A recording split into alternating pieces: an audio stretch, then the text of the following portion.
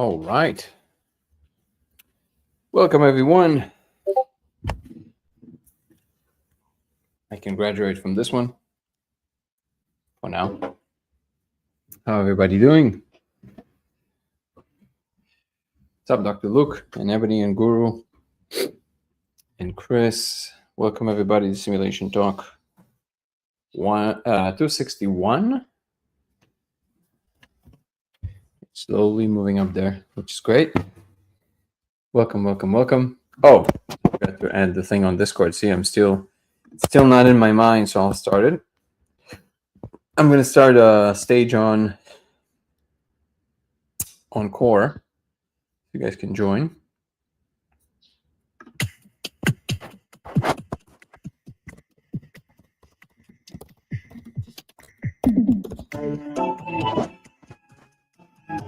I like the music, like Final Fantasy VII. Beautiful. There we go. TYR is already in the house. If you guys want to come on and chat about something that you think is interesting, let's do that. Nico, how are you, my brother? Marie is here. Good to see you. Guys and girls, I like it a lot. Guru is in the house.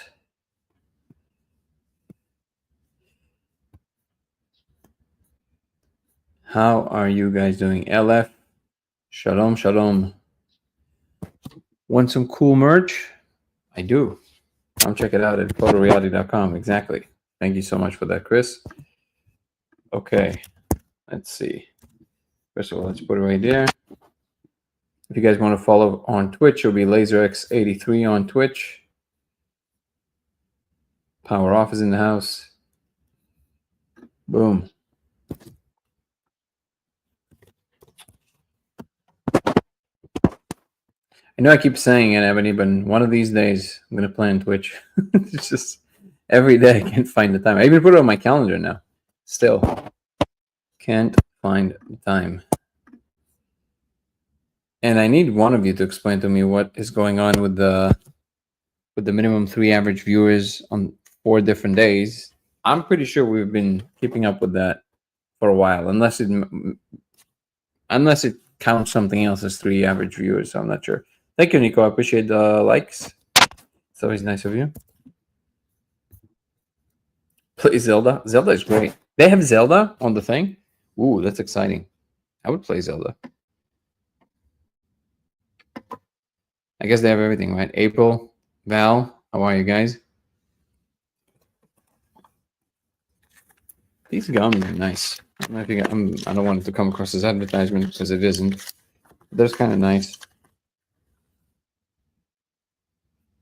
Instagram got me. I saw those on Instagram. I got them. They're nice. Kind of give you a little bit of a kick. I don't know what they put in them. What's up, Sierra? Thank you, Ebony, for joining from Twitch. If you guys want to come on Discord on the stage, I'll bring you up. And anybody who's in here right now, if you guys want to come on and talk about something that you think is interesting, you're more than welcome to, especially if it's points that you disagree with me about. Those are fun. So many platforms, so little the idea of time. I would agree. David wants to come on. Let's invite to speak. Hey, Danny. How are you, David? I'm doing good. I'm glad to hear. Appreciating the deeper dive into the whole aspect that I responded the other day when you were interviewing. You were talking to, I think, Nico. I had asked you about the sense of whether or not consensus changes anything, and you responded that it doesn't change the reality of the laser, right? It doesn't really change the reality of the code. You don't need consensus to have any sense of like, oh, this is real. Yeah. But I was curious if there's a follow-up question is, does consensus do anything? Does the fact that other people see it change anything about the way that you feel or perceive there's some sense of, oh, I like that other people could see it, even if it's not for the purpose of determining reality. I think in the beginning, it definitely had some of that, because, I mean, if I just discovered something really cool that my brain can do, that's one thing. But if other people see it, that's a whole other thing. So in the beginning, I'm pretty sure it was that. But the second that it became salient to me that it's just there, then it became less important. Is there something in particular that the reason that? Yeah. No, well, when I ask myself that question, it's like, what is that? Like, there is something. Keep going. Like, I'm just grabbing something. Keep going. Yeah, whenever I see the Grand Canyon and there's some transformative experience, or I hear astronauts talking about the overview effects from space, there's something like, oh yeah, I want to have that experience. And there's something tangible about that is like, oh, I like this shared experience, but I don't know what that is. And the way that you're describing it is like, oh, this is a different kind of experience. And I haven't had it yet. I've ordered a laser, so I'm looking forward to experimenting and seeing if I could see it. Awesome. Okay, so you're saying there's something about just sharing the experience itself. We can feel more together, kind of thing, right? So yeah. I think that what is different about continue.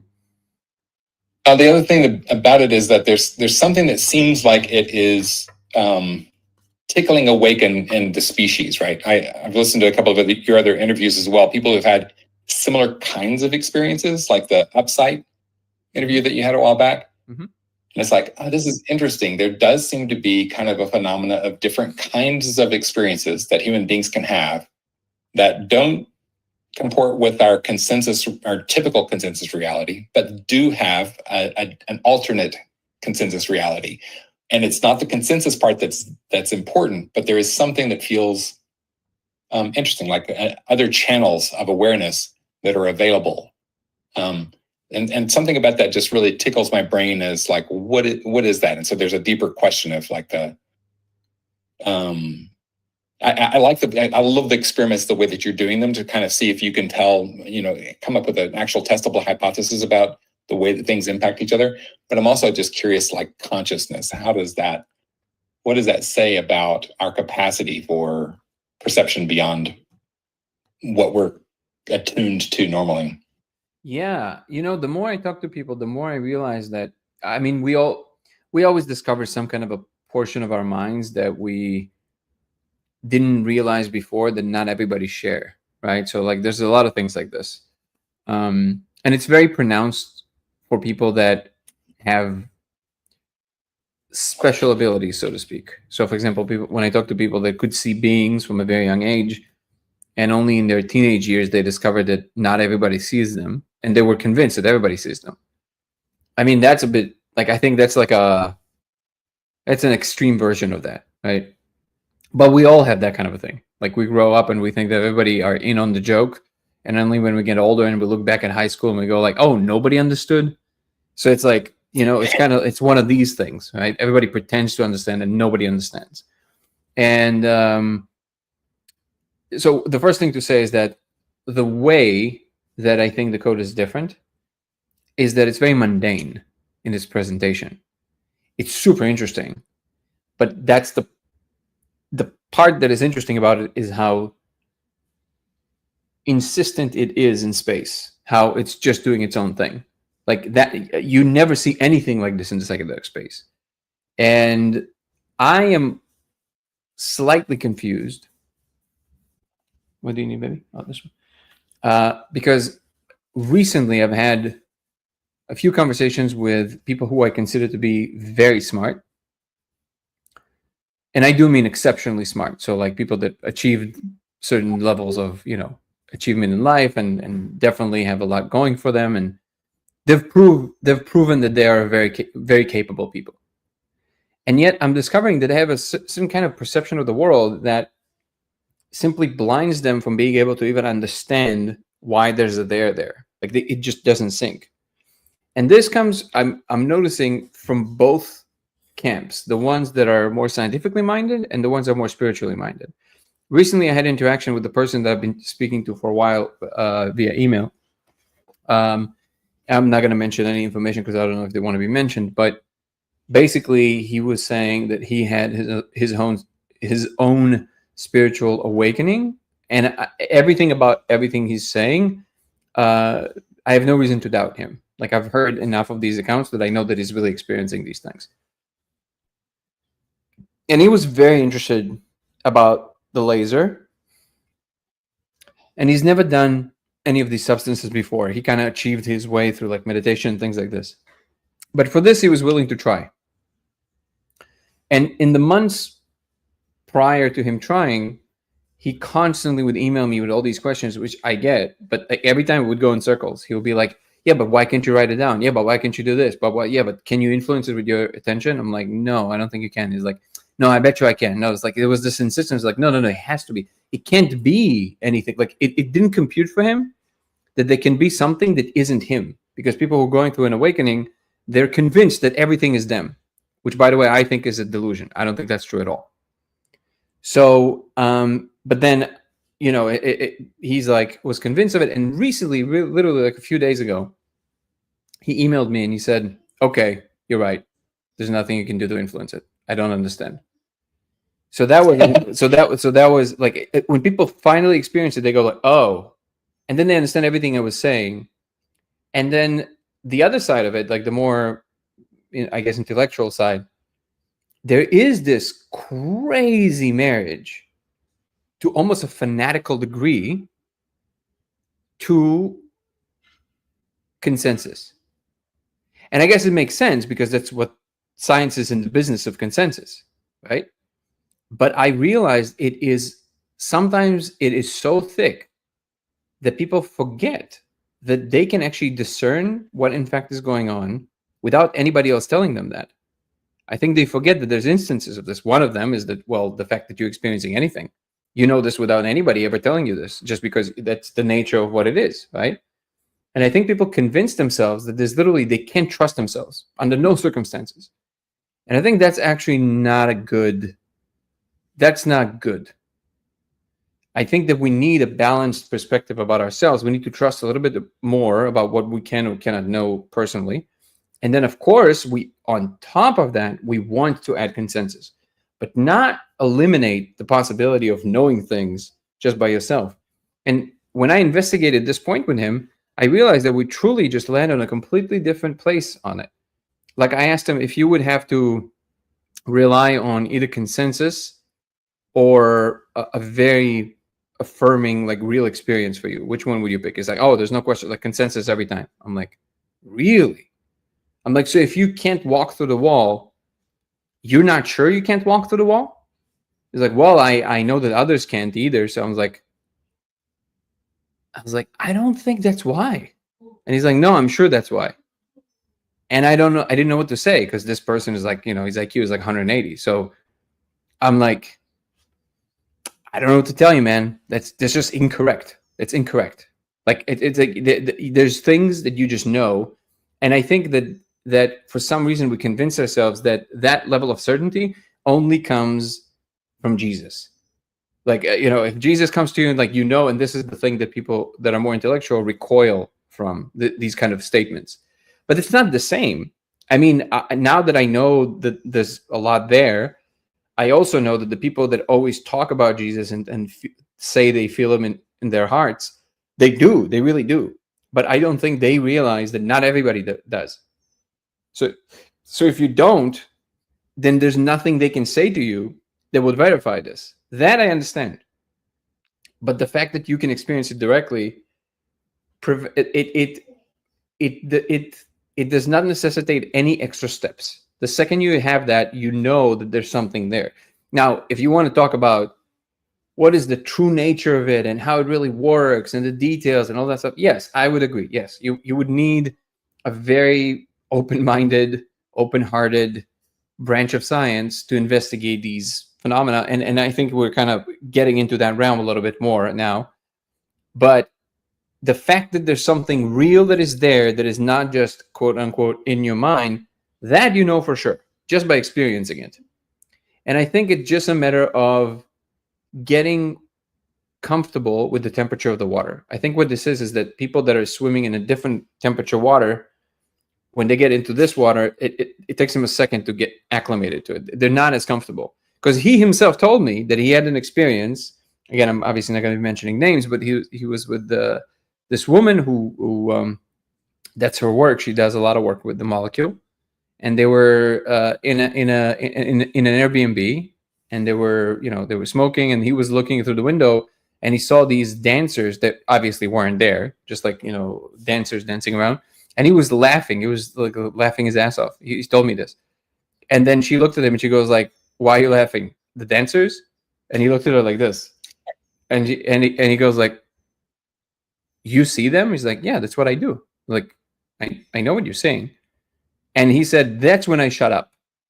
I said, "Okay, so do you understand that there's something there now?" He's like, "Well, no," because I was like, "What? What do you mean? Like, here's proof positive for you. See, I wouldn't need any more consensus after this.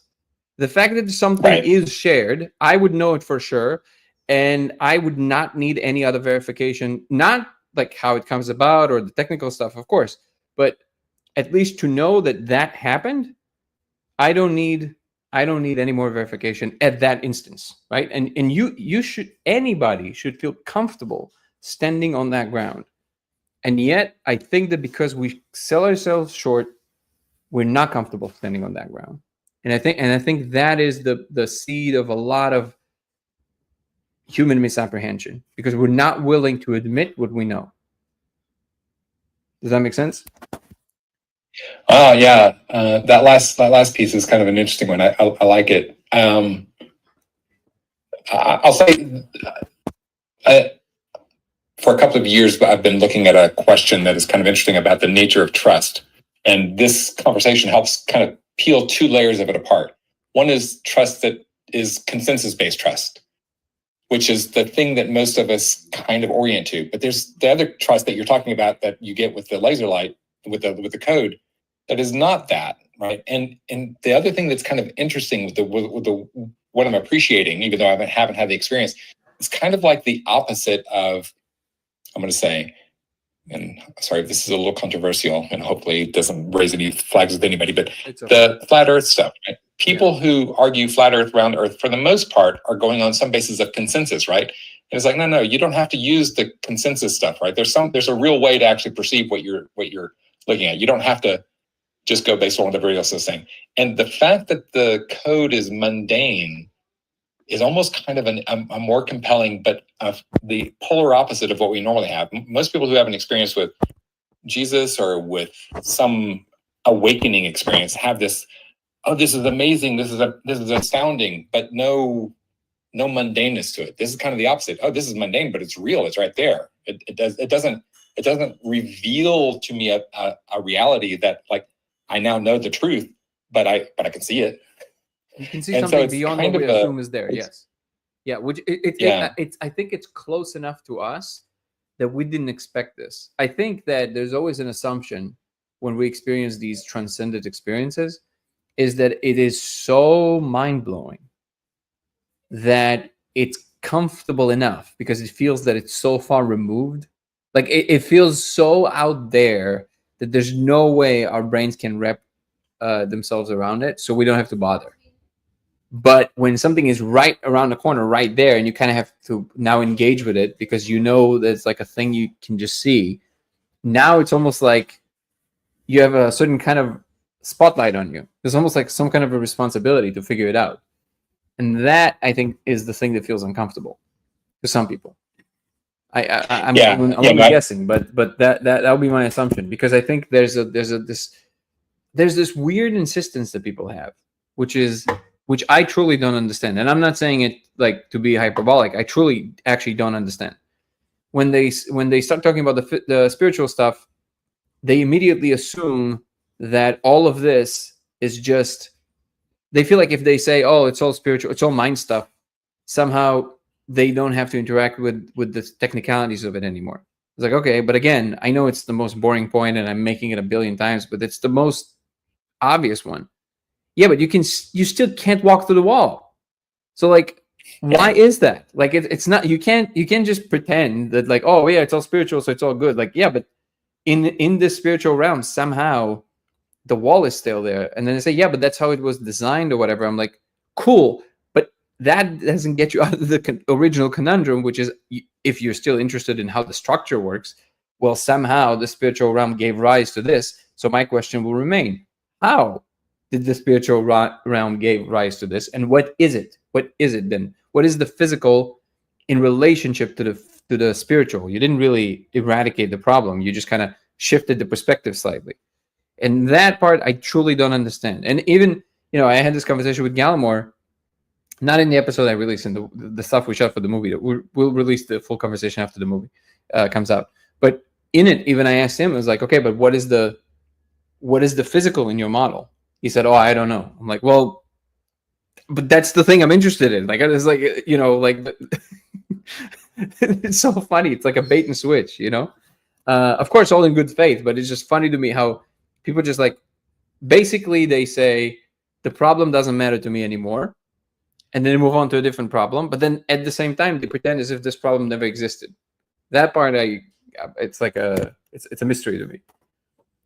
Right. It's one of those things that it looks, I'm going to say this, it looks like some people are immune to a certain kind of evidence, right? Like they're going to believe what they believe despite what they can perceive, right? And it's strange. I don't know that this is exactly that situation, but when my perception and my belief contradict, where does my loyalty lie? Where do I find myself leaning? What you just said to me is the central question about everything. Where does your loyalty lie?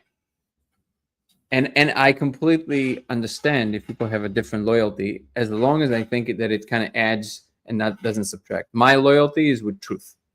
Some people would say, no, my loyalty is with people's healing and how they feel in the moment. I would say it's part of truth, but people that have different focal points. But I think that's where you truly nailed it. I think it's your presuppositions rest on this question fully. Beautiful. Yeah, thank you. No, yeah, and please stick around. I actually want to say a couple of words about flat earthers, if you want to stick around for a second. But but first I'm going to let Nick talk, and also to your comment, Nick, of me addressing politics. I mean, yeah, I know. No, I don't think you should do it, but there are times I want to send you political stuff just to see your reaction, because I think you would just laugh. But it's a selfish thing that I just want to see. I laugh every day. People are. Go ahead. No, but there's I posted it on the chat. There's an effect with which psychologists call the Dunning-Kruger effect, right? Mm-hmm. And this is, or I imagine many of us are very familiar, but the y-axis is confidence and the x-axis is experience. And the idea is that when you have low experience, when you have a small amount of experience, there's this effect where we tend to have this high degree of confidence in ourselves, right? This thing that Danny said, where it's like, we all know that there's 11 dimensions and, people talk this way, right? And they're extremely confident, and it kind of shows their experience level in that space. And then, with more experience, I think what naturally happens is your confidence actually plummets and hits this like minimum of knowing enough to know that, oh crap, I'm confused, I'm disoriented, this is a lot, this is very complicated. And then you kind of go through this like plateau of like becoming an expert, right? Where you never quite hit the confidence that you had when you were ignorant or low experience, but you now have some degree of expertise. And what I think especially in science, when you're trying to understand the real world, we all kind of go through this hump of becoming experts in something. And because the world is so rich, we all have to kind of dedicate ourselves to one specific domain of understanding. And so I tend to think of it as there's a big circle. Everything inside the circle is known information. And outside the circle is the unknown. And scientists are pushing the boundaries of this circle of understanding. And because we are only one person or we're individuals, you have to dedicate yourself to pushing one small segment of that circle, right? But collectively, the scientific community is pushing that circle outward for humanity, right? Now, when there's, I happen to be an expert in like polymer physics and fluid mechanics. And so I will push that. I have pushed that circle for 10 years and I'm kind of sick of that circle. But when there are topics out there like, about climate or virology or whatever it could be, right? I tend to, because I know the amount of hours it took me to get to some kind of like expert level, I will default and say, okay, hey, virologist, what is the consensus in this space about this treatment, right? And I know specifically myself that, you're taking an average and maybe there's a data point that is not at the peak that is maybe correct, but I have to default to the average because I know that there's an absurd number of hours that go into really kind of making it through that Dunning-Kruger effect. Now, I view that consensus as kind of this like unspoken scientific social contract that we have, where we because we know the Dunning-Kruger effect, we just tend to kind of play it safe with consensus.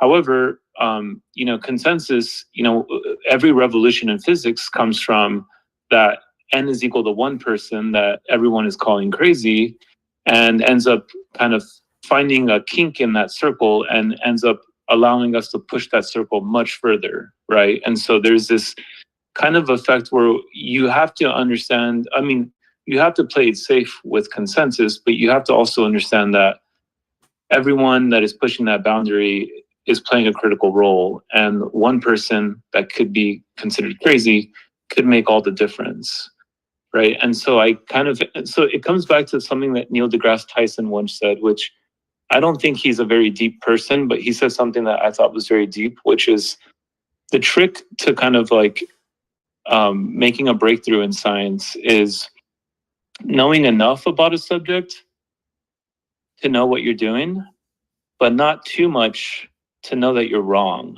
right? And that didn't make sense to me when I first heard it, but then over time I started realizing sometimes knowing too much is an issue because you kind of start bounding yourself a little bit, right? You start kind of maybe subscribing to consensus a little bit too much, right? And there is this kind of naive window. And I think Danny and I spoke about this once where he's like, there's this kind of sweet spot of like 27, 28 years old where like a lot of scientific breakthroughs have come from these young people. And I think it has to do with this kind of like perfect balance of learning enough, but not too much, right? And so it's kind of this like interesting balance of like staying young-minded, but also kind of being conservative almost in science.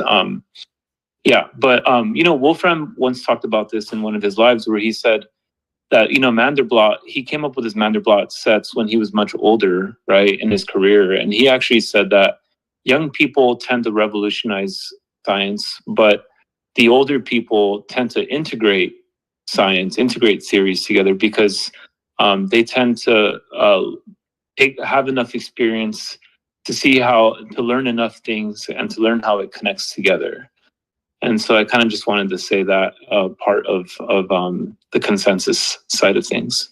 Beautifully said. I agree with all of that. I think that, so for me, it's always like trying to understand why people do what they do makes it easier for me to create necessary bridges. And I don't always succeed because sometimes it's like, just like I said before, like certain things I truly don't know where people begin to end there.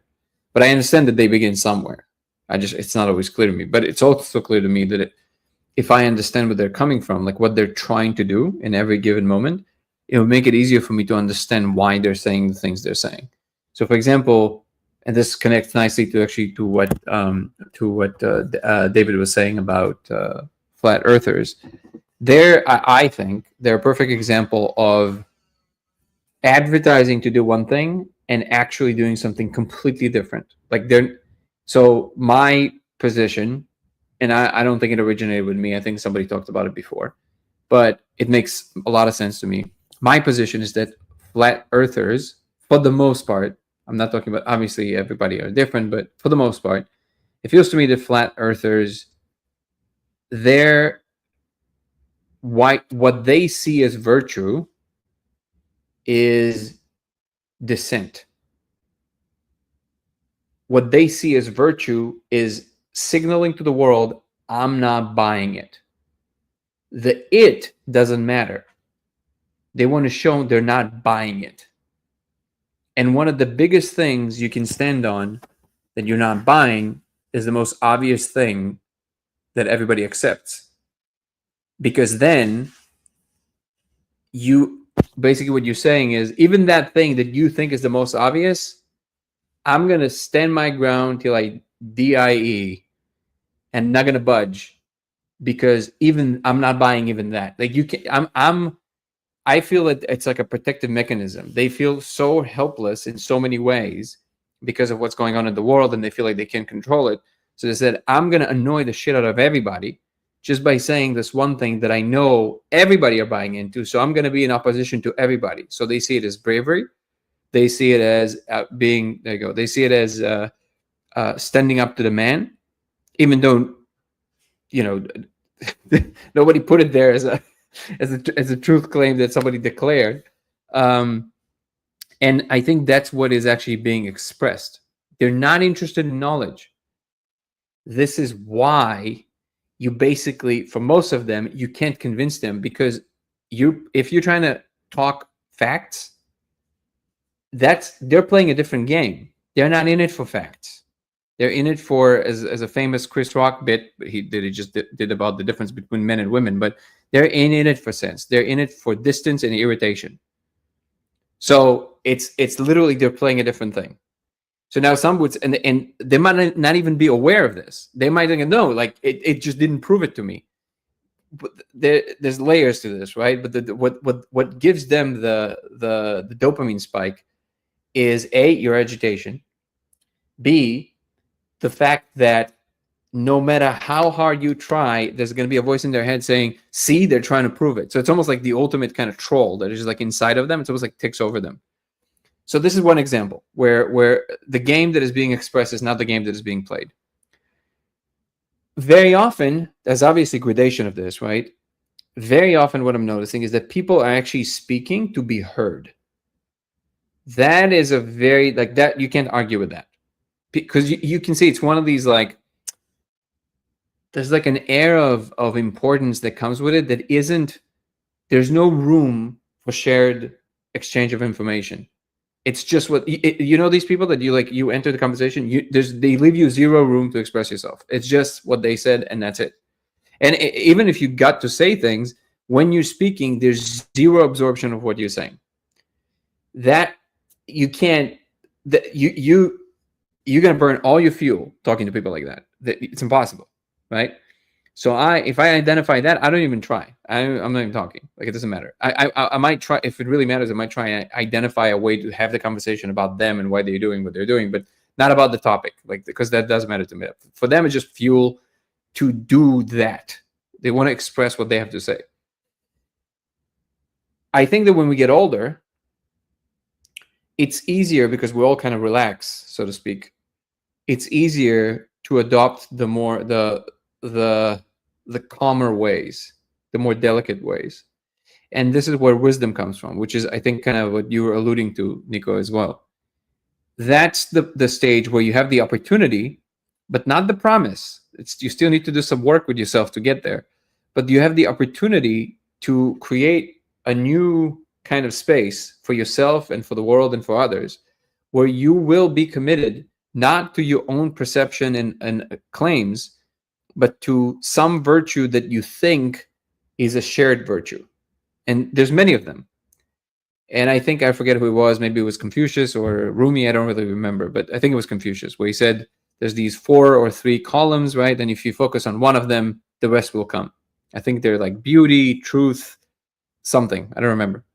But you get the picture. There's these central columns that are kind of universal. Everybody can partake in them, and they're not about you, but you get to participate. I chose truth.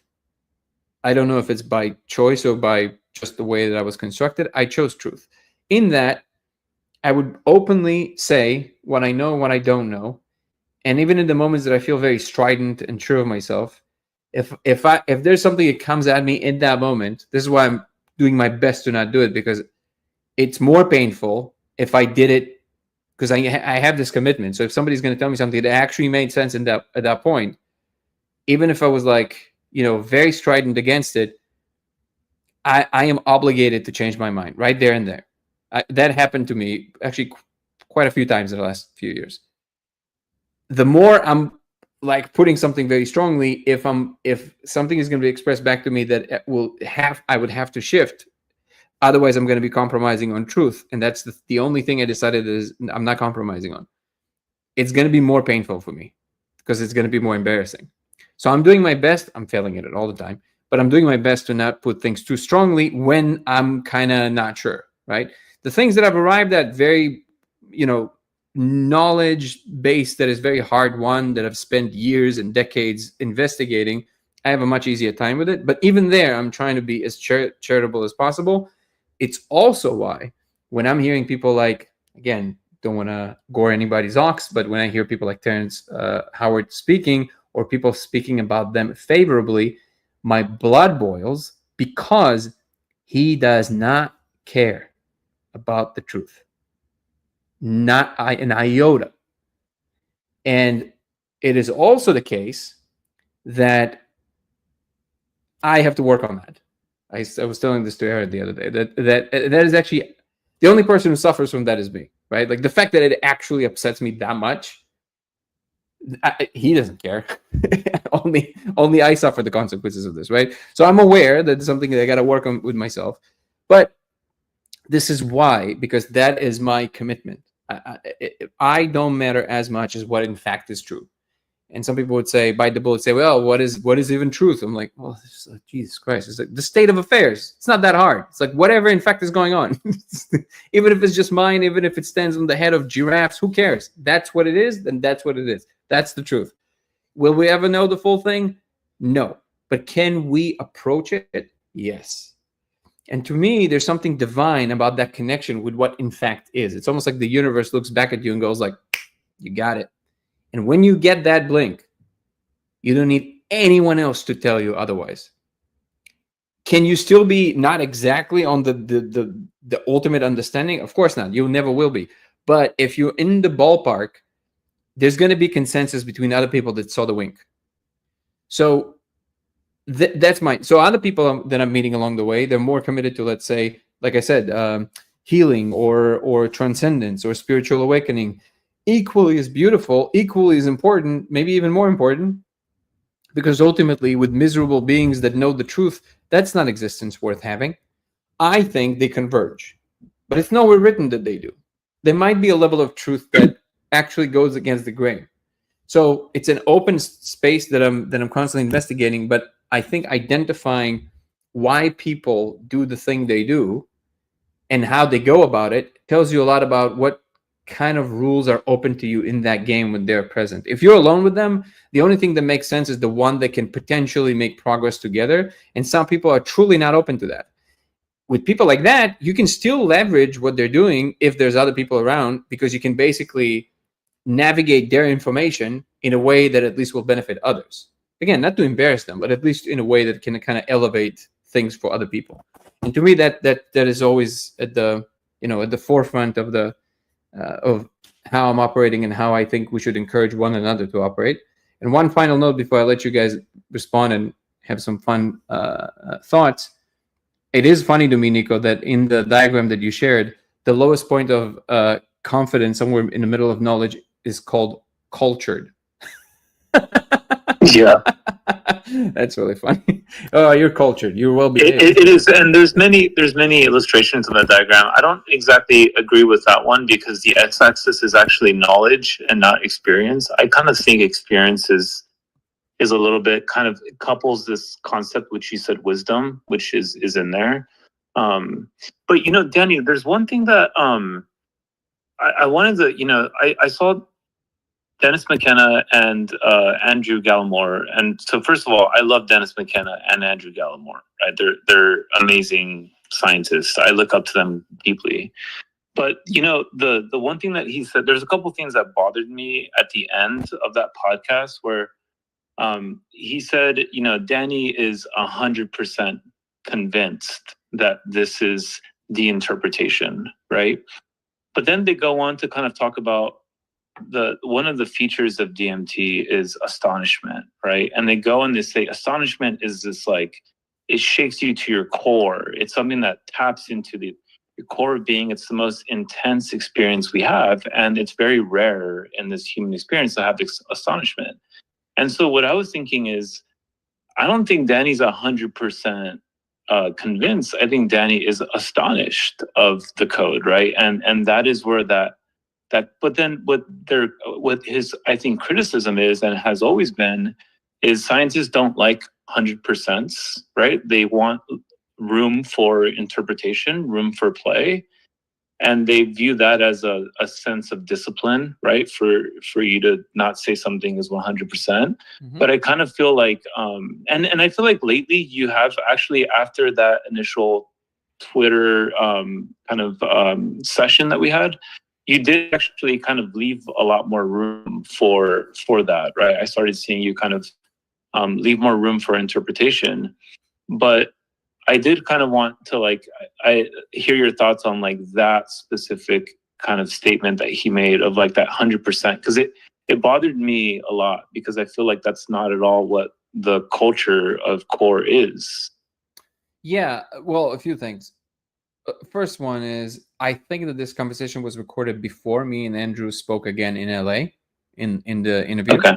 After that, we had, if not agreement, we had clarity. For sure, we've achieved clarity. He even said so very explicitly. He said, okay, I'm actually not as worried as I thought I was about your position. I truly didn't understand it. He said this, right? What I am saying that I know from the beginning, I was saying basically, so the first thing that if you go and watch the first video I ever made on this, which by the way, if you're new to this channel, in the description of this live, you also have the first video I ever put out on this topic. In the conversation, if you watch the whole thing, I'm saying this is a beginning of a conversation. And I am saying the words in literally the first ever public video about this. I'm saying the words because extraordinary claims require extraordinary evidence. And because the size of this claim, this does not amount to anything that even remotely resembles extraordinary evidence. So what I'm offering is a beginning of a conversation. I said this in the first video I ever made. This is a conversation. That's how you have a conversation. In a conversation, you're presenting your position. Somebody will present their position. And hopefully you average out somewhere in the middle. So I have not changed my mind. And it's not because of my conversation with Gallimore. It is because I understand how others perceive what I'm saying with the different tone that I'm saying it. And I can offer a modification of the ways with which I'm saying it. But one thing, I did not start talking about this publicly until I was 100% sure.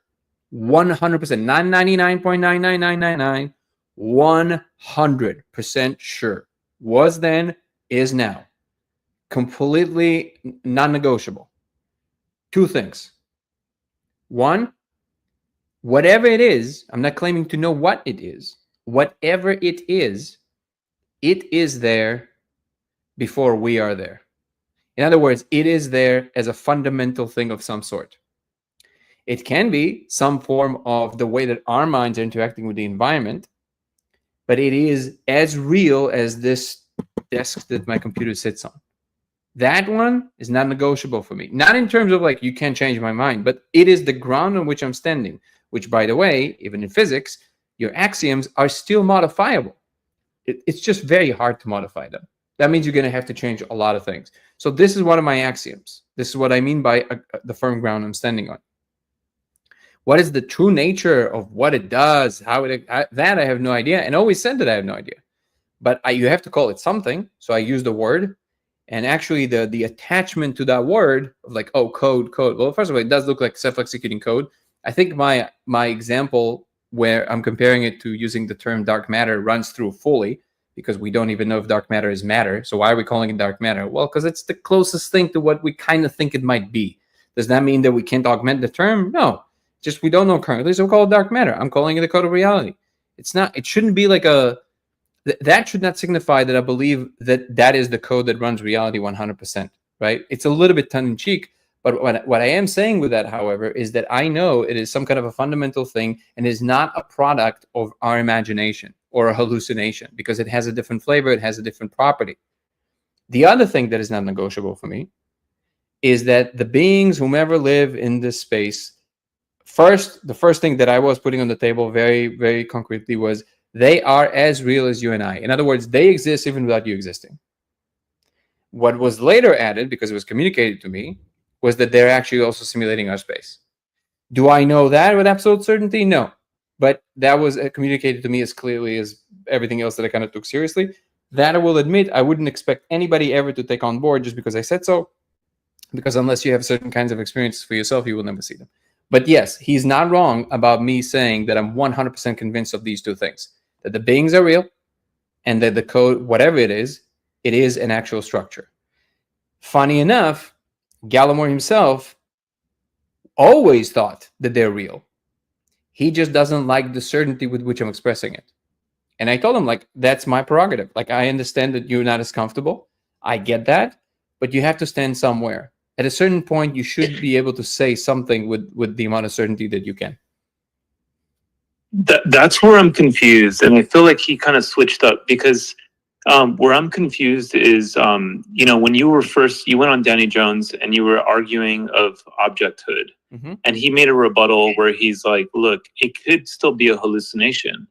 But in the conversation he had with Dennis McKenna, he said, any neuroscience, because his neuroscientist tweeted that the spirit molecule space is a hallucination. He said after, any scientist that calls this a hallucination is fundamentally wrong, right? It's ridiculous. And they both laughed and chuckled it off. And I felt like that was a switch up, because for a while you guys were arguing back and forth over, is it a hallucination? Is it not a hallucination? And now I've been seeing more clips come out where he's like, I absolutely 100% believe that these entities are real, and that, this contact is real, right? And I was a little bit confused why there was so much friction in the beginning, or last year there was so much friction. Anyways, I know that we've beaten this horse. I completely understand this part. It's because we sometimes categorize, we have different categories for the same thing. So when we approach it in a conversation, if we now talk about this other category, our brain literally forgets that we just said sometimes the opposite about that thing, because it's in a different category in our minds. When he talks about what I'm talking about, in his mind, I'm just a person, don't have official scientific training. The chances that I'm confused are much higher than I'm actually onto something, right? And I agree with him, because it's statistically that would be the chances. So my level of conviction to him is, his position would be, I'm convinced for the wrong reasons. In his mind, he's convinced for the right reasons, because he went through the steps necessary in his mind to achieve that amount of certainty. He doesn't know didn't know the full scope of my experience, because again, I'm only 42, but I've literally been doing these things for 30 years. I have 3 decades under my belt of doing these things a lot. I know what's up. I know what's possible. Now, you can say that I have an expertise in exploring that space. Now, that can also come with a price, because these things can kind of, untether some wires. That's also true. But if it maps on to something that is actionable, then I know for a fact he still didn't try. And again, I have no gripe with him at all. Like, we're in really, like, I really like Andrew. But now that I spend more time with him, I like him even more. He's a really cool dude. And I think it's just that he felt, you know how we constantly play a corrective mechanism for one another? We kind of feel this general space together, right? And then when somebody is a little bit too much of a one thing, we almost automatically feel the drive to correct that thing. If somebody's too wired, you're trying to calm it down, or like vice versa, right? It's almost like we have like a universal play kind of thing. And I think in that regard, he just felt that I'm a person who comes in and prematurely making statements that are way too confident about something I have no business in being that confident about. I get that. He's just wrong about the level of my expertise and how I arrived there, because it was not through this kind of like, just like, oh, it looks like a, no. Like I went through a very rigorous process with myself. And only when I showed it to like almost 80 people, when literally I was like, holy crap, then I started talking about it publicly.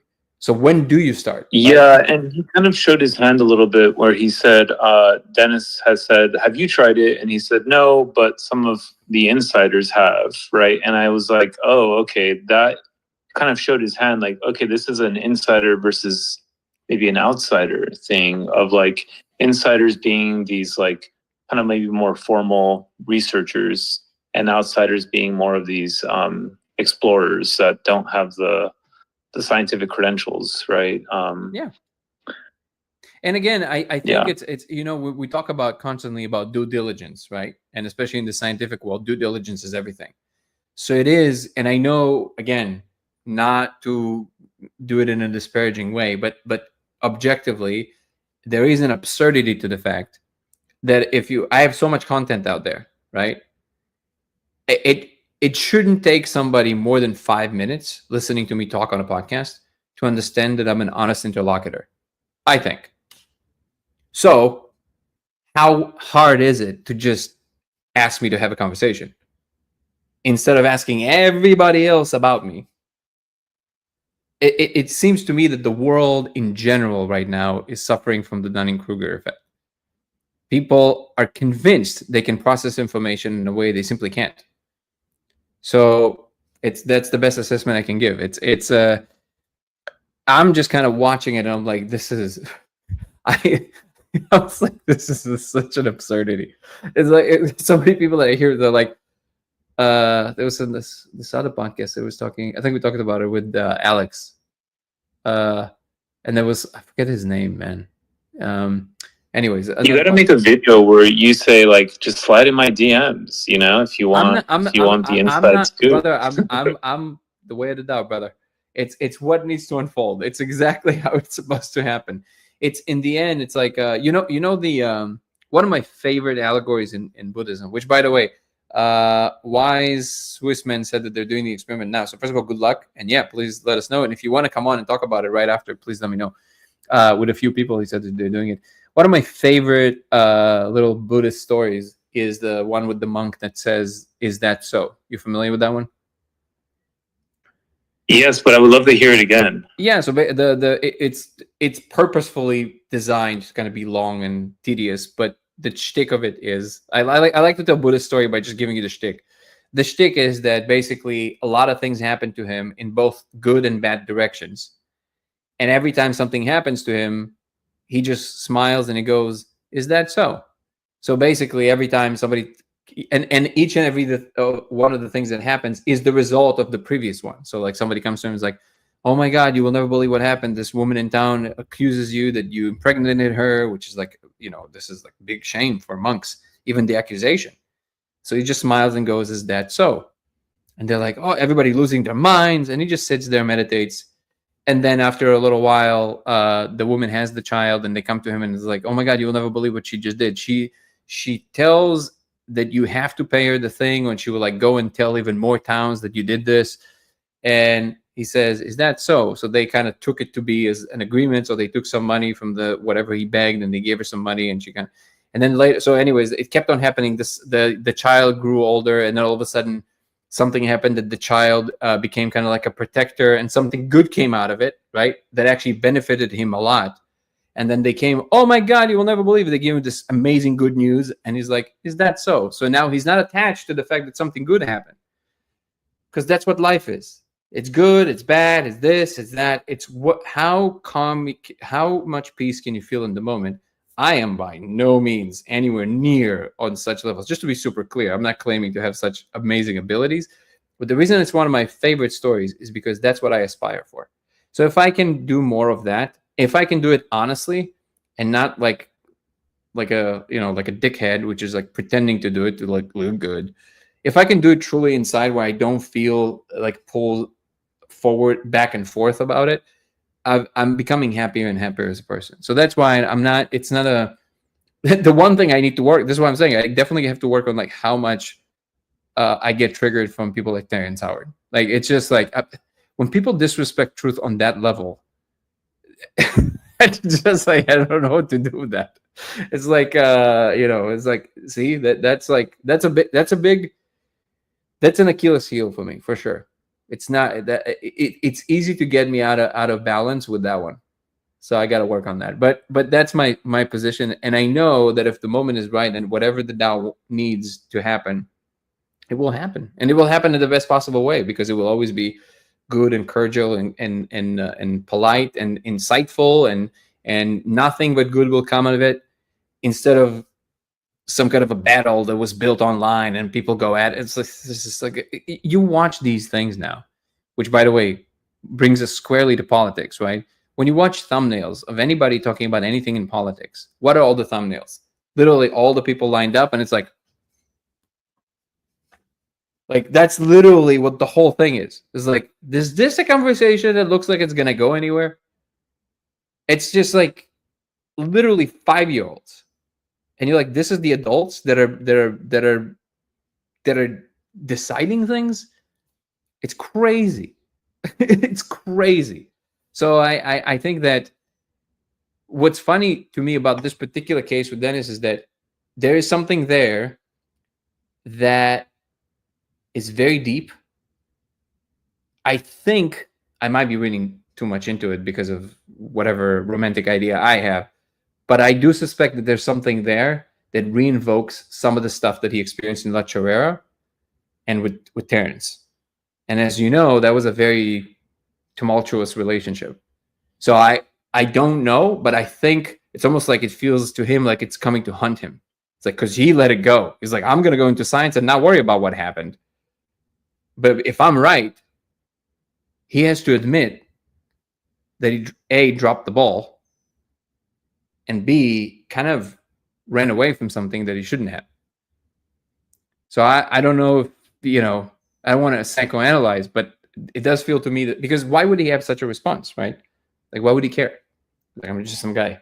Well, I was, it's funny. He like knew your name. And so, I mean, to me, it tells me he looked into it, because I've seen a lot of instances where people say, oh, they call it the spirit molecule laser thing, right? Mm-hmm.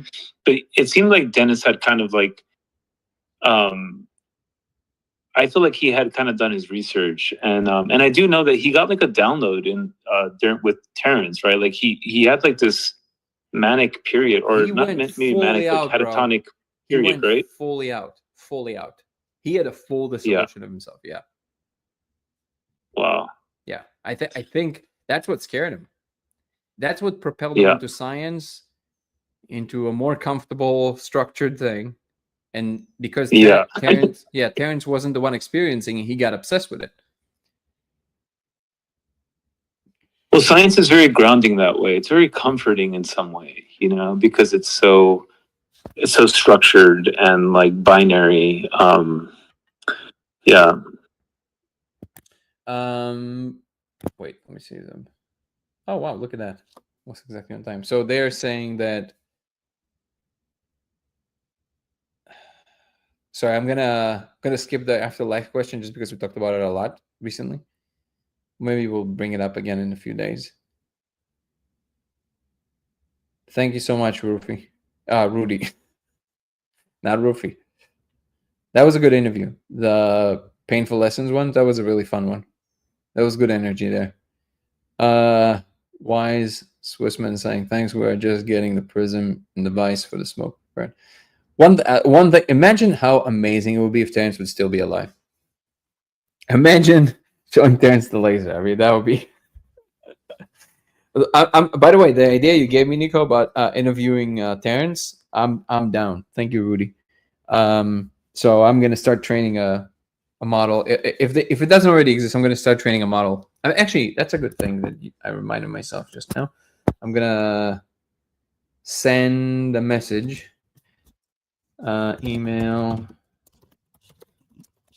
the woman that I said that she had the channel of Terrence. And by the way, if anybody here knows anybody with access to a lot of materials by Terrence, like really rare things, I want to train a model that would literally be Terrence. And then we can have an interview with Terrence. That would be fun.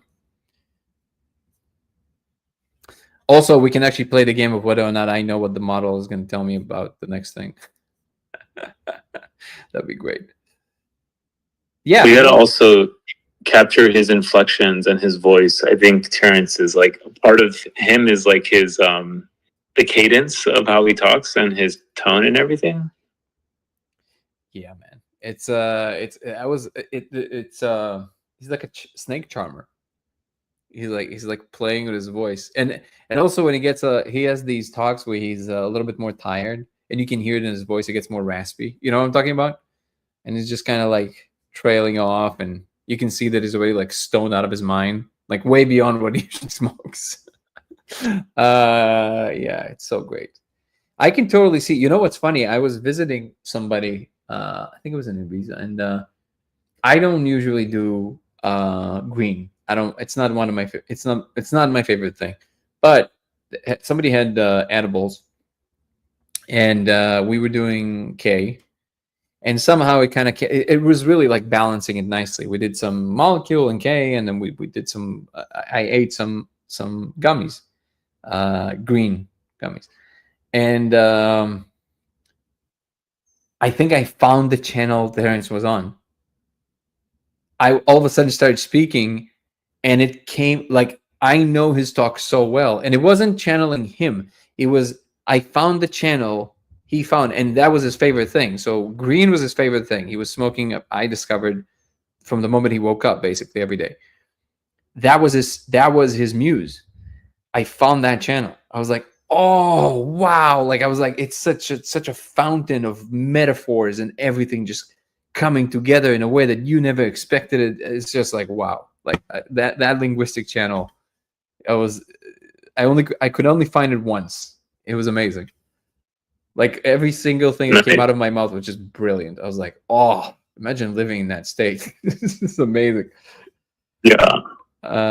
And by the way, I know that there's some models of Terrence out there, but somebody told me, I think it was Nico, I think you said it, or Carter, I forget who said it, that they're not, it's not quite like full Terrence. Let's see, is there a full Terrence GPT model? It's mostly on GPT, right? These kind of things. I don't know. I've seen a few videos of people talking to Terrence. So I think the models are pretty good. But I don't know. I mean, it's all about, whether you have a comprehensive training set. And I think I think Terrence might have quite a bit of information out there. I didn't know there was some stuff in his archives, though.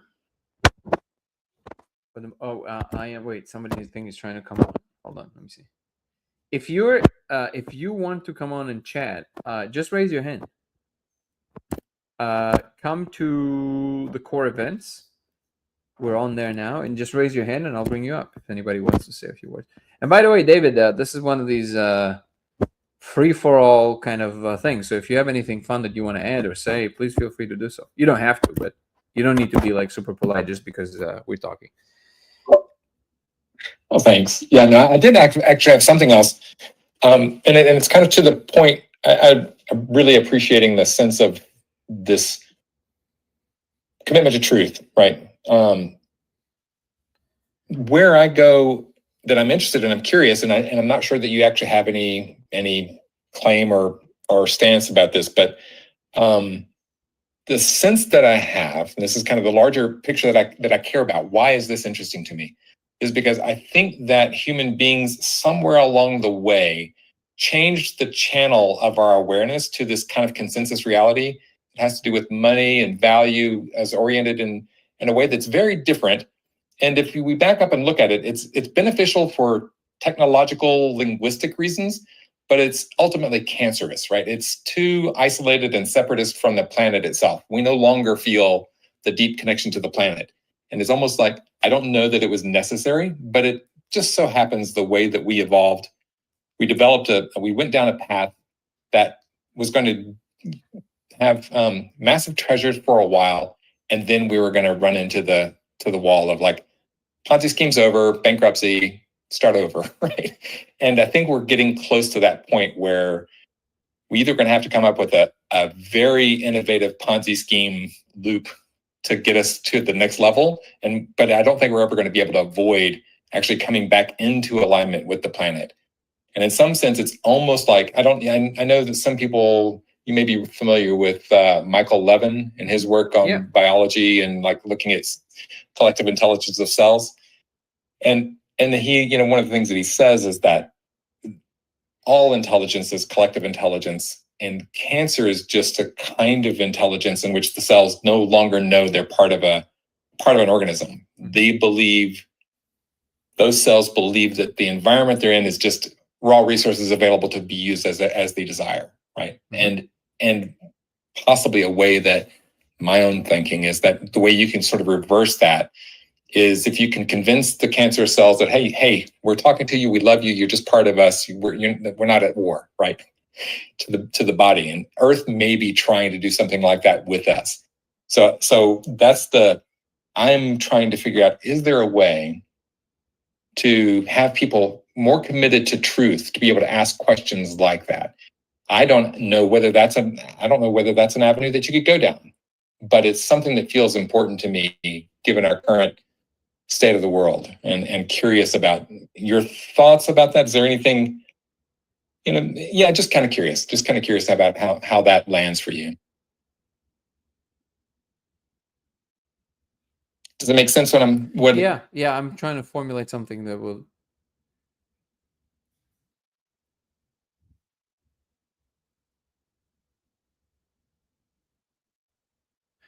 considering the track record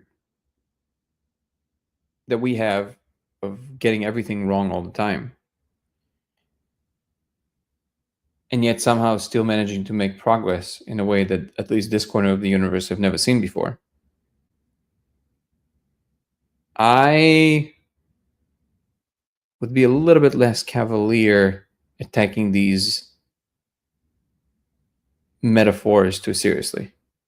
So it's true that this idea that what Michael finds with cancer cells kind of maps perfectly on these ideas we have in the,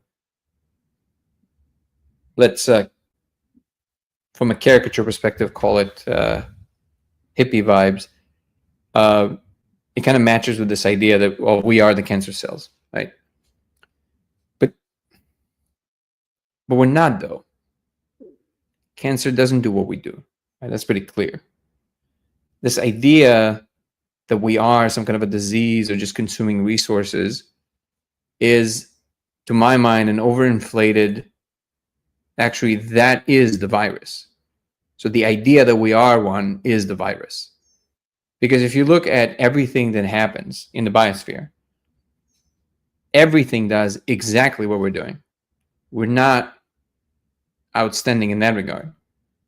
The one thing we are outstanding in is that we are the first creature on this earth to be able to press against the environment faster than it can press against our genome.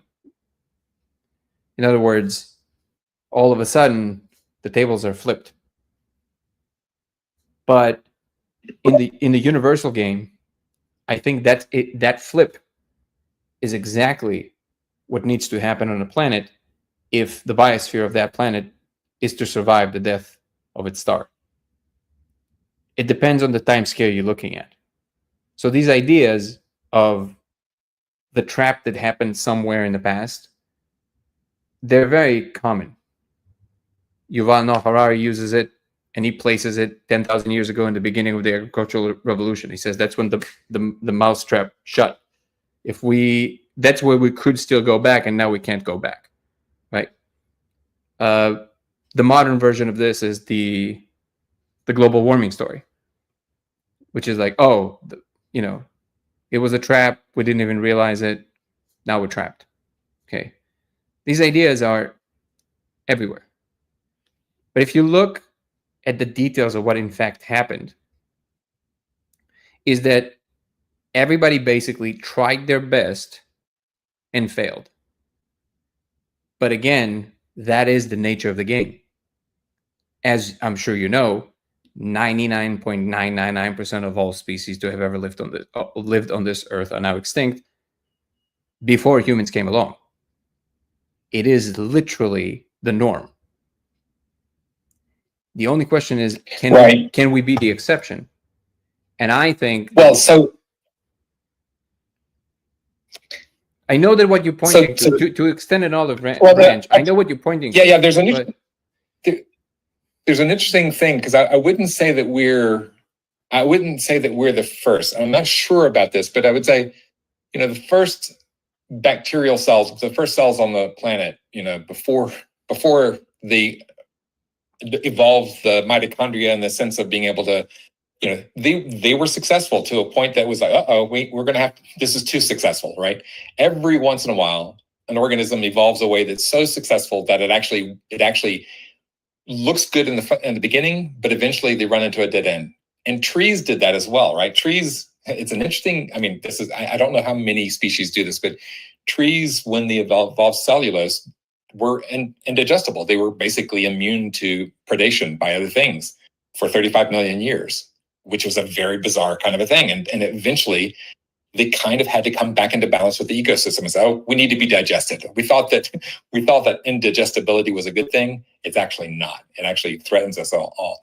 But in some sense, the thing that I think is unique about human beings is the development of language than the way that we have means that we're more immune to waking up to this is not a good, we don't want to be the preeminent species on the planet dominating everything else. That actually is bad for us in the long run, except that we're very convinced. I think you're right. I think that if it does turn out that we don't learn the lesson, so that's what happens. The cattle will be reset. It'll be wiped clean. Something else will happen.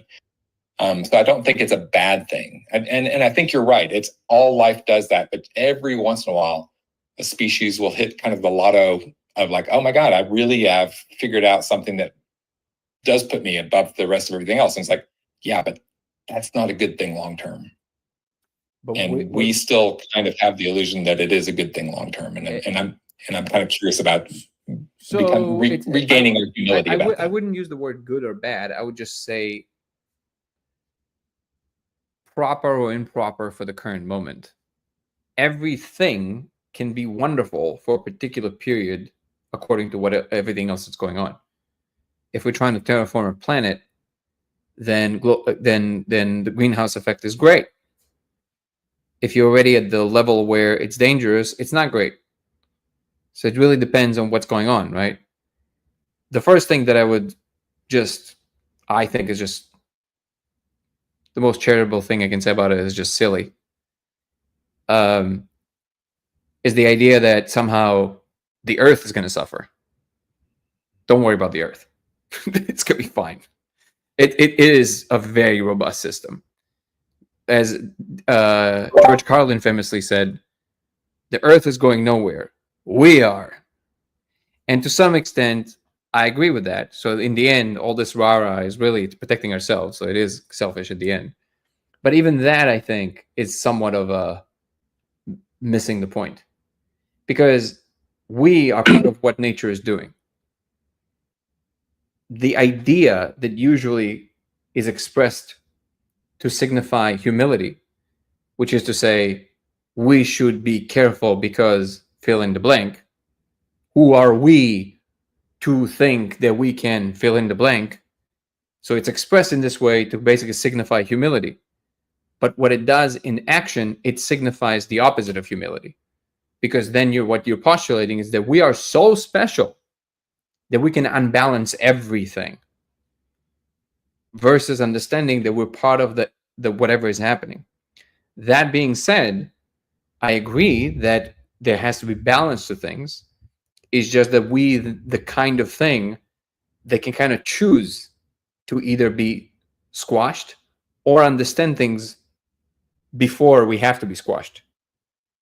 And that is the only extra gift that we've been given outside of what actually happened on this planet. The reason I would claim that we are different than any other thing that ever lived, because what we do, we don't just multiply.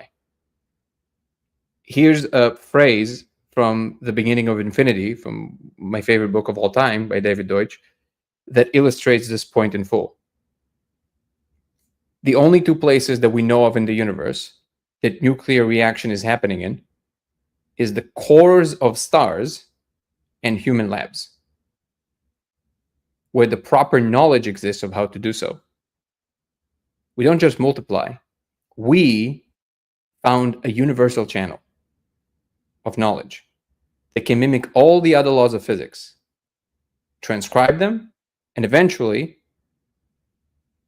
use them. I think that's also the norm in the universe, and things like us are what Deutsch is calling universal constructors and universal explainers.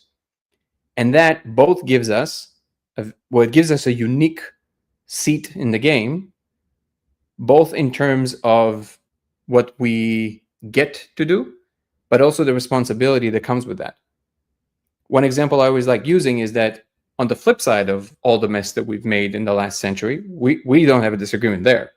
Of course, we did things in a way that was, now looking back, is irresponsible. But again, you can say that all of these, like even the incentives, the way we're playing the game and all of that, is just one more thing we tried, including the attitudes we've employed during that time. And we are now seeing, oh, it leads to this. Okay, do we have enough time to correct course? Let's try. I would claim that the second you enter the universal channel, you have options of correcting course that surprises nature itself. We are like the surprise packets for nature. So one example I always like using, to go back to this, is that on the flip side of all the mess we've made, if this time around a meteor comes, the Earth has a potential protector. Only us. No one else can do it. We're the only ones that stand a chance of protecting the biosphere from things like this. And eventually, if you run the clock forward enough, because usually, as most of the problems of humans, they're an issue of being too myopic. If you zoom out in time scales, all the kumbaya you're going to sing around a campfire to let go of all the industries that will rebalance the atmosphere, the sun will become a red giant. If you think that this is global warming, see what happens the second the sun expands to 10% more than its current size. The only thing that can save everything in the biosphere is things like us. We can take them with us and move to other planets. To do that, you can't sit around a campfire and sing kumbaya. So it's exactly right. It's a balance. The sense of it's like you have to combine. I would, to keep the balance in place, I'm on record saying all the time that if I have to paint the optimal picture of humanity, it is a beautiful technological civilization that creates its technology through the inspiration of the divine. So we're not doing things like Michael Levine discovered that just like feeling completely, it's just us and we're going to go to different planets and take all the different resources and move on. No, we will be the ones that both are technologically capable and ones that are connected to the system and listening to Gaia and listening to what needs to be. And we're going to embed our cities within the tapestry of nature versus building on top of it, so to speak. And then we're going to take that with us to the universe. We're going to ornament the universe with our imagination that is inspired by the divine. That would be the ultimate picture of humanity if we are to be a healthy species in the universe. Yeah, no, I agree. I think what you said, I agree with, and don't have any problem with. Also the language of good and bad is obviously problematic. It's not very descriptive. Like you said, it either is appropriate or not appropriate, or it works or doesn't work in this context, and we do get a little bit ahead of ourselves with certain things. But I do think that panspermia is part of that. I'll just share this little last bit that's had an insight that kind of sitting around a campfire under different molecules, was thinking, I think I understand the Garden of Eden story. It always bothered me, right? The story of the tree of knowledge of good and evil wasn't a warning. We mistranscribed the story because we wrote it down after we had already eaten the fruit. Really what happened is Adam said, hey, God, I really want to help out. Can I be a co-creator with you? And God said, sure. And Adam says, well, I can't really, because all I can do is what you programmed me to do. And God says, oh, I see. You want me to unlock, you want me to jailbreak you. Okay, I can jailbreak you, but just here's the thing, right? Take responsibility for your actions or it'll become a nightmare. Okay, just take responsibility for your actions. Just notice what you're doing and balance out with it. If you don't, it's just going to really not go well for you. Okay. And Adam says, sure, no problem. But immediately upon eating the fruit, he and Eve start pointing fingers at each other, and here we are. But God's like, it's okay. I told him how to remember how to get back. Are you saying that Eve? So I like it. Are you saying that Eve was God? we're all God, obviously. We're all God. It's just it's just this thing of like, hey, just realize, just stop trying to run from the problem. Just realize it's only because it's all you doing stuff. That's all you have to do. It's all you doing stuff. Don't run from it, and it'll stop chasing you. Yeah, I think I think we're in agreement, and I think ultimately for me at this point it's clear. It's how you do the things. The rest will come. So I think if we in the moment we emanate the stuff that truly makes us inspired, and we aim for the beauty, and I truly think that aiming for anything but harmony is a product of some kind of a something that is off the general vector that everything's flowing towards. It's the jagged shapes. I don't think even it's a human perception. I think we perceive it because we are one of these things that can understand universal concepts that truly are like, they connect to more universal truths. So we're maybe only in the beginning of that road, which is the whole thesis in the book. The reason it's called The Beginning of Infinity is because the claim is that we are entering now this domain of the beginning of infinity, which is you will forever be in the beginning of it because it's infinite. But there's a difference between being in it and not being in it. So we're kind of crossing the line. And the second you enter that period of understanding infinite things in principle, you're entering a new family of beings in the universe, and they become aware of you, you become aware of them, because you can only communicate through these infinite channels. You can't really communicate through the more limited channels. And I think what the battle is happening now is that everybody are trying to sell you on their thing because they believe that that's the thing that's going to bring more harmony. And it's almost like it's hard to discern sometimes, because in the name of all things beautiful and wholesome, it's true that what feels more beautiful and more wholesome currently for most of us is the things that we only know. So it's the human family, the gardening, the holding hands, the connection. There are very important things. They're very important core components of a healthy being in existence. But just like with everything else, if you stay home for too long, it becomes a problem.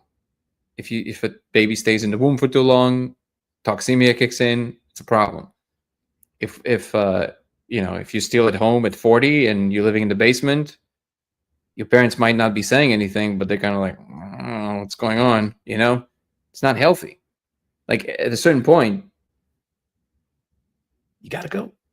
You gotta go. It's calling. So it doesn't mean that you will forever have to like make these decisions for everybody.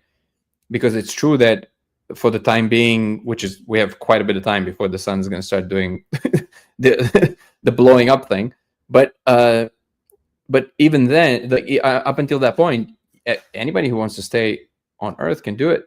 It's beautiful. There's going to be the most beautiful Garden of Eden on Earth, but it's trying to go. That's clearly what we're for. And I think what is happening is that there's this battle between these two modalities because they think they're in competition with one another, when in reality, they are complementary to one another. Humanity that didn't grow in a good home and didn't take care of their own parents and mother and home will take this attitude, rambunctious attitude, into the rest of the universe, which isn't good. But after you have the healthy relationship with your mother blesses you to go on the journey that you were always destined for. And that is also an important part of the story that also has to happen. So they're one and the same project. They're not competing with one another. So whenever I hear them like yell at each other, it's like, well, why should we go to Mars? Because we have to take care of a lot of things here. It's like, they're not mutually exclusive. They're teaching each other about the other. What you're going to learn there is going to tell you a lot about what you can do here for global warming, and vice versa. We're just exploring. We're just all doing our thing. I don't know. To me, that's a much more inspiring vision of what we can be. Yeah, I agree. And the thing that it's rare to find someone who actually sees that. I'm always annoyed at the people who aren't able to have a discussion about it and say, wait a minute, we're not saying move to Mars and abandon Earth. We're just saying, hey, no, look, this is the next phase, right? And I'm not even sure that Mars is going to work out. It may be that we have to evolve something else, or it's just for robots or something. It doesn't have a Schumann resonance that works with our biology. I don't know, but let's find out. We'll definitely learn something in the process. Yeah. Maybe come up with a deeper appreciation of the whole thing, and then that's the way that we find, oh, hey, now I see okay, now let's go back to Earth and figure out something else, like how to not be that invasive species, right? Well, appreciating. No, yeah, the thing that I'm most amazed about is what I want to do is this commitment to truth telling is the thing that how do we inspire more people to lean into that, to just give it a try, just try it and see what you think. I have a new show that I'm starting. I don't want to reveal the name yet, but it has to do with exactly that, with our transition. And my first guest on that show is going to be a wonderful young gentleman. His name is David Rugg. And I think he's going to have a lot of things to say that are very much along the lines of inspiration in that direction. I love David Rugg. His stuff is great. Good luck. I can't wait for it. Yeah. David, thank you so much. That was very deep and fun, and I encourage more and more of these conversations. It makes my brain go a lot more smoothly. So you're always welcome. You're great fun. Thank you so much. And are you one of these people that ordered the laser from us and still waiting because we're also waiting because of the tariff? So you ordered the laser from Amazon? Yes. Okay. I ordered it from you. So waiting. Yeah. So we appreciate it. Cool. I just want to make sure. Yeah. No. Yeah. We appreciate it. By the way, if anybody else of you in the chat are in the same position, we appreciate your patience. At any point, no problem at all. If anybody is waiting and they're like, "Hey, okay, I can't wait anymore." If you need a refund, we'll refund you immediately. There's no problem. We just hostages of the tariff, just like everybody else. But we now finally, we didn't know this before, but we ordered a shipment with a special insurance, which costs you quite a bit more, but they ensure it's going to get there. Otherwise, they kind of owe you money. So they're gonna so now that we ordered with insurance, we know we're going to get it. So now we're, because we ordered 3 times and we basically, hopefully we didn't lose the shipments, but we never got them. So hopefully that it will be here soon, and everybody will get their lasers. We're going to crank that up. And if you do want your refund, you just let us know and we'll immediately issue it. No problem at all. So again, thank you so much, everybody, for a wonderful, lovely conversation. Chris, thank you so much for always moderating and being amazing. Nico, love you, brother. David, you're awesome. A very, very thought-invoking conversation. I really appreciate those. I wish we'd have more and more of those, and hopefully we will. What do you, by the way, if you don't mind me asking, what is... You sound very insightful. And is this just your nature, or do you also do work in that regard? It's partly just my nature.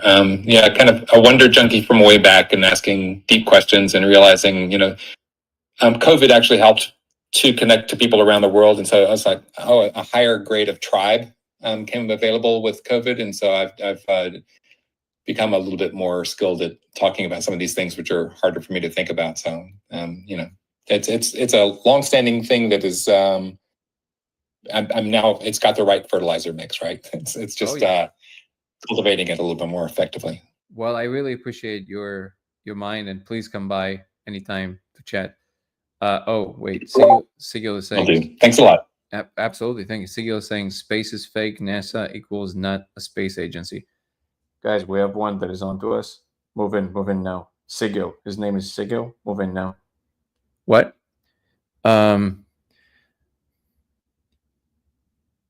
Wait, do you know about the sausage? So, no. Sigil knows that we're living in a sausage. That's my response, by the way, to flat earthers.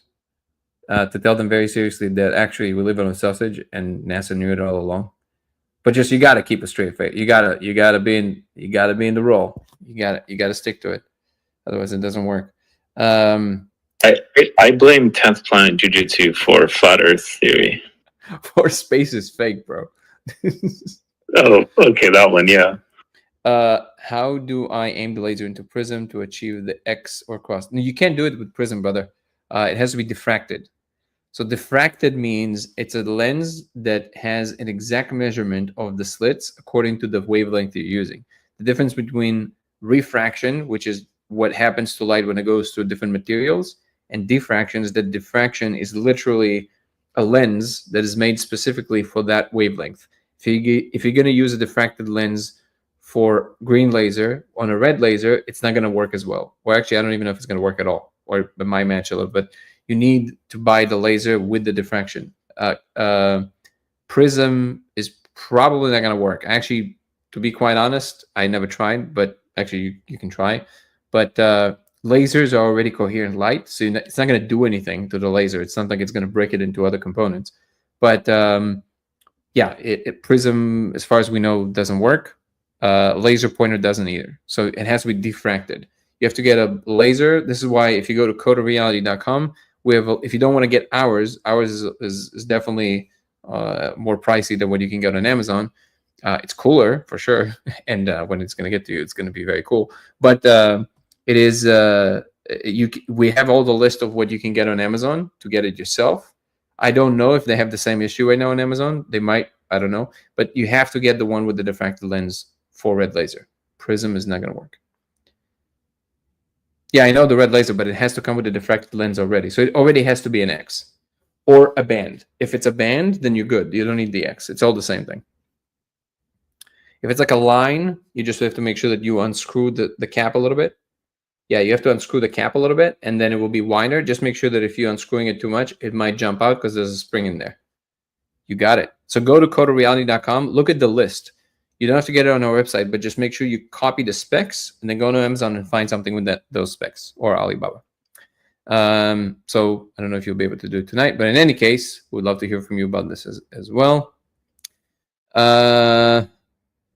Okay, so we will experiment postponed. We'll expect for your, but in the meanwhile, come join our Discord. You can find the link to it in our on TikTok, in my link tree, and also on YouTube on Dango Thoughts. You can also check out the website Code of Reality.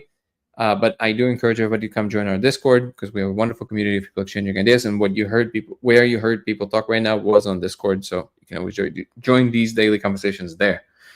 Okay, so I'm gonna tell everybody good night. One thing. If you want to sign up for my membership program on YouTube, helps the project tremendously, and it will include weekly lives aside from the daily lives. We had one yesterday, and it was lovely, in which we dive much deeper into topics and talk about things in a lot more detail. So give you access to those, early access to all my content, and if you sign up from the second tier and up, it will include Zoom calls with me once a month. Just make sure you email me if you sign up for the second tier, because I have to email you the invite for the Zoom. What else? That's it. The We are technically fully funded for the film, but I think it seems like now that we're getting to like the post-production stuff, we might need to raise on the back end for the promotional stuff. We might need to raise another 20K or so. So if anybody feels called and they have a little bit of extra cash and they want to donate to something cool and fun, you can do this by going to either my link tree on TikTok, find my GoFundMe page that has to do with the film, or you can go to my Dango Thoughts YouTube channel where the trailer for the Discovery is, and you will find it in the description. And whatever you donate definitely helps. And yeah, go check out our website, Code of Reality, where we have our merch and the lasers and all the good stuff. And I want to say special thank you to our wonderful, wonderful moderators, Chris and Ebony and Guru and Jessica, without which there's no way I could do all of this and feel so secure with the management around it. So a lot of stuff is happening in the background to make this flow as well as it does. And yet I still get to do a little clunky things because of me, because sometimes I'm being clunky. So I appreciate you guys. Thank you so much. I want to always acknowledge David Carter, who's my partner in crime in Code of Reality and Project Veilbreak. Thank you, brother. You are extraordinary.